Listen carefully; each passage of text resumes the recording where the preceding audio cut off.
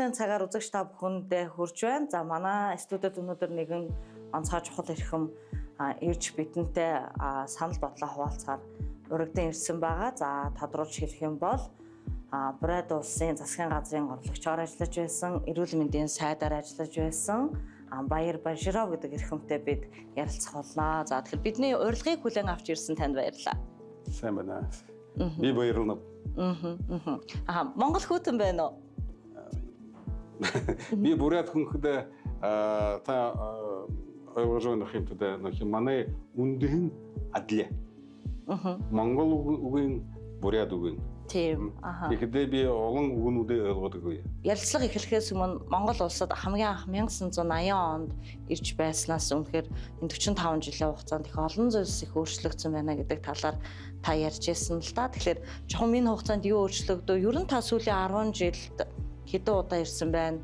Улаанбаатар хот ер нь ингээд Монгол улс юу өөрчлөгдсөн байна вэ? Юу нь хамгийн их таалагдаж бас гайхширлын төрүүлээд байна? Түрүүшээ би энэ Монгол би анх 1980 онд Монголд ирж эрүүл мэндийн яамны харьяа, уламжлалт, ангаах ухааны эмнэлгийн дарга, алдарт бадар жимчээс зүү эмчилгээний аргад суралцаж байсан юм. Тэр үед Монголд 1 сар болсон. Монголын эмч нарын зүү эмчилгээний чадвар намайг үнэхээр гайхшруулж байлаа. Ер нь бол би мэдрэлийн месаслын эмчийн мэргэжилтэй. Новосибирск, Ленинградад суралцсан ч зүү эмчилгээ хийхээр шийдсэн юм. Тэгээд өөрийн чадварыг дээшлүүлэхийн тулд бадарч багшаас суралцсан. Багш маань надад үнэхээр олон зүйлийг зааж сургасан. Би Монголд эмчийн хувьд жуулч нар төрөл садантайгаа уулзахаар төрийн ажиллаарч ирж байсан. Яг гэвэл би бүгд найрамдах Бурайд улсын засгийн газарт ажиллаж байсан. Нэг удаа Оросын холбооны улсын эрүүл мэндийн яамны төлөөлөгчдийн бүрэлдэхүүнд багтаж ирээд 7 хоног ажилласан. Улаанбаатараас гадна хөдөө орон нутгуудаар явж эрүүл мэндийн байгууллагуудтай танилцаж Монголын сайхан газруудыг үзэж байлаа. Тэгэхээр Монголд би олон удаа ирж тоо томшгүй явсан гэж хэлж болно. Миний бодлоор бид Оросын холбооны улсад ч Монголд ч 1990-ад оны амаргүй үеийг туулж өнгөрсөн. Гэхдээ саяхан би улаан үдээс онгоцоор ирж машинаар Улаанбаатарыг тойрч явсан. Замууд нь маш их бөглөрдгийг анзаарсан. Улаан үдэд ч замын бөглөрөл бийж эднийх шиг биш л дээ. Гэхдээ хамгийн их гайхшруулсан зүйл нь агарын бохирдол утаа тортог. Зочид буудлынхаа цонхыг онгойлох аргагүй байсан. Тэгэхэд надад үлдсэн сэтгэл ийм байсан. Харин энэ удаа амралтаараа машинаар ирээд хөдөө орон нутгийг харсан. Алтан булаг Улаанбаатарын замыг мэднэ. Гүнзгий сэтгэл төрсөн. Монгол улс ард түмнийхээ өмнөөс баярлаж явлаа. Улс орон их хурдцтай хөгжиж байна. Дархан хот гихтэл огтөр болж бүх хөл бүтэн хорооллууд сүндэрлжээ. Сайхан барилгуудтай болж хүмүүсийн хувцаслалт хүртэл өөрчлөгдсөн. Хотын төвөр явхад олон шинэ барилга, хүн ардтай зориулсан байгууламжууд, гарт зогсоол гэх мэт олныг хийж бүтээжээ. Монгол улс хөгжлийн шин шатанд гарсан боддоор харагдаж мэдээллийн хэрэгслээр хардаг статистик тоонуудтай нийцэж байна. Энэ удаа би Монгол улсын хөдөлмөрийн баатар, уламжлалт ангаах ухааны профессор Амбахтай уулзлаа. Удаан ярилцсан. Тэр уламжлалт ангаах ухааны эмчилгээ хийдэг, хүний бие махбодын судалгаа хийдэг, орчин үеийн эмчилгээ, судалгаатай хослуулдаг, Оросын холбооны улсад сайн мэддэг. Бурайдаас мэргэжилтүүд ирж түүнээс суралцдаг. Би найз профессор Амбахтай уулзаж хамтран ажиллахаар тохиролцоо. Би 1989 онд Улаанбаатар хотод орны ангаах ухааны төвийг байгуулж байлаа. Тэнд эрдэм шинжилгээний хилтэс бий. Холбооны томоохон ангаах ухааны хэрэглэнгүүд Монгол хятадын мэргэжилнийх нөхдүүдтэй хамт уламжлалт ангаах ухааныг хөгжүүлэхийг хичээж байна. Сүүлийн үед Оросын холбооны улсын хандлагад орон зүгт чиглэж байна.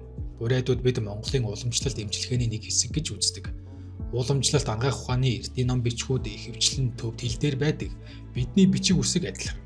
Монголын мэргэжилтнүүдэд тогтоосон уялдаа холбоо их чухал. Улаан үдэд буддын шашны чуулга 2 удаа зохион байгуулагдаж уламжлалт ангаах ухааны эрдэм шинжилгээний баг хурал болсон. Өнөөдөр бид уламжлалт ангаах ухааныг хөгжүүлэх том боломжтой, хамтран судлах, Оросын ард түмэнд хүртээмжтэй болох ёстой гэж бодож байна.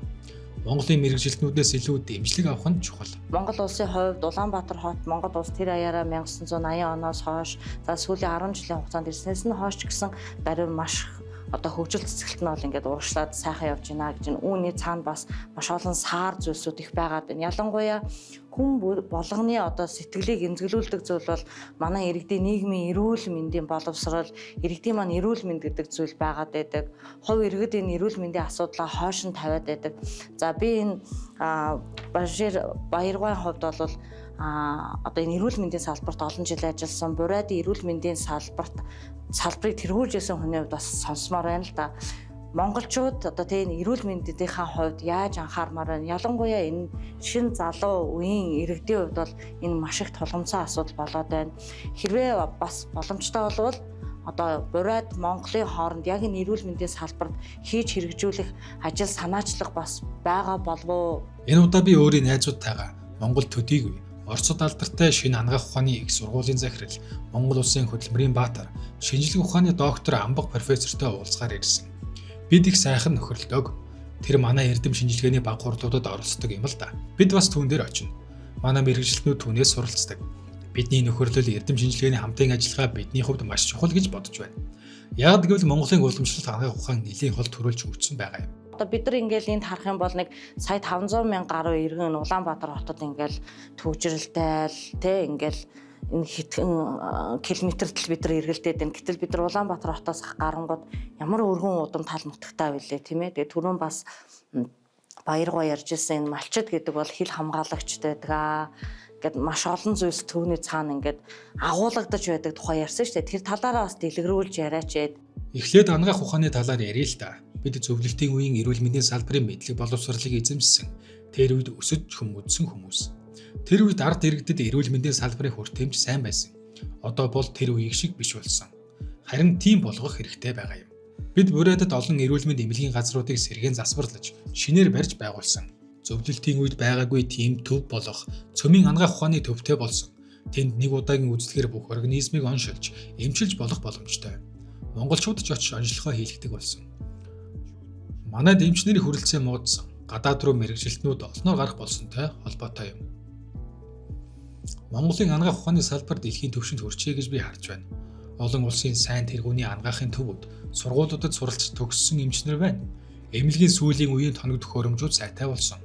Энэ утгаараа Монголын эрүүл мэндийн салбар илүү сайн хөгжсөн гэж болно. Хөдөө орон нутгийн байдал ямар байгааг би мэдэхгүй л дээ. Залуучууд альва өөрчлөлтийг шууд хүлээж авдаг. Харин бидний үеийнхэн бол консерватив талдаа шүү дээ. Энэ талаараа бид адилхан асуудлуудтай тулгарч байгаа байх. Ухаалаг утасны хэрэглээг ярих нь зүйтэй. Сүүлийн үед дэлхийн зарим улс хүүхдүүдэд олон нийтийн сүлжээг хориглохоор болж байгаа. Хүүхэд залуучуудын хувьд хөдөлгөөн нь эрс багассан. Бидний үед бол зөвхөн гадаал тоглодог, биднийг гарч тоглох гэх хэрэггүй. Өөрсдөө гарч тоглодог байлаа. 1980-ад онд би энэ цансар хороолт хамаатдаа ирж байхад бараг 100-аад хүүхэд өндөр дэнж дээрээс чарга эсвэл модон дээр ч юм уу юугаар ч хамаагүй гулгадаг байлаа. Малгайгүй чихэн уулаа. Ер нь Монголд өвөл хүүхэд том хүнгүй малгайгүй явдаг байлаа. Гайхдаг байсан. Залуу наснд идэвхтэй хөдөлгөөн их чухал. Биелэхэд түүний ачаар одоо 15 км алхаж чадна. Хүүхэд байхдаа бие чирэгжүүлсний ач байх л да. Гол нь хөдөлгөөн. Хөдөлгөөн хийх чадвар их чухал. Хөдөөгийн оршин суугчид мэдээж хөдөлгөөний дутагдaltaгүй л дээ. Харин хотынхан суух дадал ихтэй. Улсын зүгээс залуус анхаарал их тавих ёстой. Дэлхийн ертөнцид сайн сайхан зүйл зөндөө бий. Улстай хэрэгтэйг нь тусгахч байх хэрэгтэй. Миний ойлголтоор бол их орон сэтгэлгээгүй нэг ч улс орон оршин тогтнохгүй. Бурайдууд бидэнд энэ санаа хэрэгтэй. Миний зөвлөх зүйл бол хөдөлгөөн ба зөв төлөвшөлд анхаарах гэж хэлмээр байна. Монголтой холбоотой ойрын зорилго одоо ямар ажлууд төлөвлөсөн байна гэдэг талаараа тодруулаач. Ярилцлага эхлэхээс өмнө миний дурдсан зүйлд анхаарал хандуулсан тань маш их баярлалаа. Миний агаарын нислэгийн үеэр харсан том орон зайд байсан гэрүүдийн тухай хэлмээр байна. Одоо Улаанбаатар хотод хэлж байна. Тэнд байгаа гэрүүд хоорондоо уялдаа холбоотой л харагддаг. Би Улаанбаатар Улаангууд хотыг адилхан 300 мянган орчим хүн амтай байсан үеийг мэднэ. Гэтэл одоо Улаанбаатарт 1.5 сая хүн амьдарч байна гэдг нь 5 дахин их гэсэн үг. Хаанаас ирсэн хүмүүс вэ гэдгийг хэлэхэд гадны хүн биш, өөрсдийн иргэд. Олон үйлдвэрийн газар байгуулагдсантай холбоотой бас хүмүүсийн илүү боломжтой, санхүүгийн хувьд боломжтой гэж үзэж магадгүй. Гэхдээ тэр хөдөөний хүмүүс ч өөрийн нутгаа орхилгүй тэндээ үлдэх ёстой.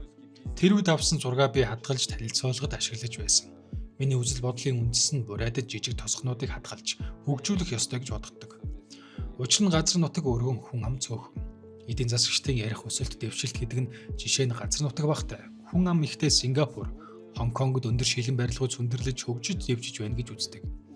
Харин бид өөр бодлого баримтлах ёстой. Газар нутагт томтой хүн ам цөөхөн тул улс орон бүрийн хувьд зөв тараан суурьшуулах ёстой.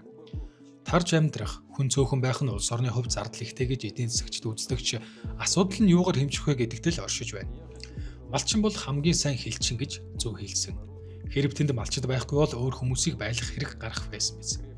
Газар нутгийг ард түмэн хянаж харахгүй бол асуудал гарна. Одоогоор хамгийн гол баялаг бол газар, орон зай гэдэг нь тодорхой болсон. Монгол улсын газар дор баялаг ихтэй, маш баян улс юм. Тэр баялагийг гаргаж авахын тулд газар нутаг хэрэгтэй. Монголчууд энэ газар нутгийг үлдээсэн өвөг дээдэстэй талархаж амьдрах ёстой.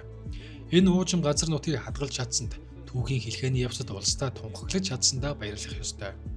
Одоо цагт газар хил хязгаарын чандар бусад улсууд тогтоодгүй. Газар нутгийн төлөө тэмцэл явагдаж байгааг та нар харж байгаа байх. Хүн амаа хадгалж бас цөөхөн хүнээ өсгөж, нэмэгдүүлэх нь өвөг дээдсийнхээ үлдээснийг хамгаалах, хадгалах чухал зорилт юм. Малчид бол их чухал хэрэгтэй хүмүүс. Хамгийн чухал мэргэжилтэй. Тэд бусад хүмүүс шиг нэг өдрийн дараа л зүгтдэггүй. Ойр орчноо сайн ажиглаж дурангаар шарж чаддаг. Жуулчид зунд саяын сайханд очиж гэрт амарч, малчдын амьдралыг хараад ямар сайхан амьдрал вэ гэж буцдаг. Харин малчид хасах 40 хэмээх хүүтэнд салхитай нөхцөлд гэрт хэвдэх биш. Малаа хамгаалах, ажиллах хэрэгтэй болдог. Өнөөдөр барууны хиллэг болох эрх чадамж гэж их ярих болсон ч миний хувьд жирийн малчдын мэдлэг үнэхээр үнцэнтэй. Тэд байгаль, газар нутаг, ан амьтан бүгдийн тухайн инженер шиг их зүйл мэддэг. Манайд ч гэсэн сайн малчид бий. Тэднийгээ үнэлэх ёстой. Монголд малчин гэдэг телевизийн суваг байна. Талын малчдын амьдралыг харуулдагч дуулж хөгжимдөх боломжийг бас өгдөг. Энэ тухайл би хэлмээр байна. Би Улаанбаатарыг орчин үеих болсон. Өндөр том барилгуудтай хараад баяртай байгаа ч өдөө нутагт гэрүүд үлдээсэ хүмүүс зохистой амьдарч байгаас гэж үнэхээр хүсэж байна. Монголын хувьд үнэндээ бид Монгол туслах ёстой гэж боддог байлаа. Харин одоо эсэргээрээ болж гэж хэлмээр байна. Уламжлалт ангаах ухаан, эмчилгээний чиглэлээр хамтын ажиллагаа хөгжүүлэх боломж бас бий. Бас Монголын бизнес эрхлэгчид бурайд улсад хөрөнгө оруулалт хийж болох асуудлыг ярьж болно. Магадгүй хамтын төслүүд бий болж ч болох юм. Ийм санаанууд бий. Тэдгээрийг боловсруулж байгаа. Одоо Монгол улс маш хурдцтай хөгжиж дэвжиж байна. Би энд үзэж харсан бүхэндээ маш гүнзгий сэтгэлдэлтэй байна. Хөгжиж дээш цойлж байгаа улс орныг харж байна би. Монголын ард түмэнд амжилт хүсхийг хүсэж байна. Монгол улсын засгийн газар ерөнхийлөгчид тууштай байж өмнө тавьсан зорилгоодыг нь хэрэгжүүлэхэд нь амжилт хүсье. Баярлалаа үзэгчдээ. Манай зочны хойморт Бурайд улсын дорны ангаах ухааны төвийн эрдэм шинжилгээний ажилтан Баяр Баширов ирж ярилцлаа. Анхаарал хандуулж бидэнтэй хамт байсан үзэгч та бүхэндээ баярлалаа.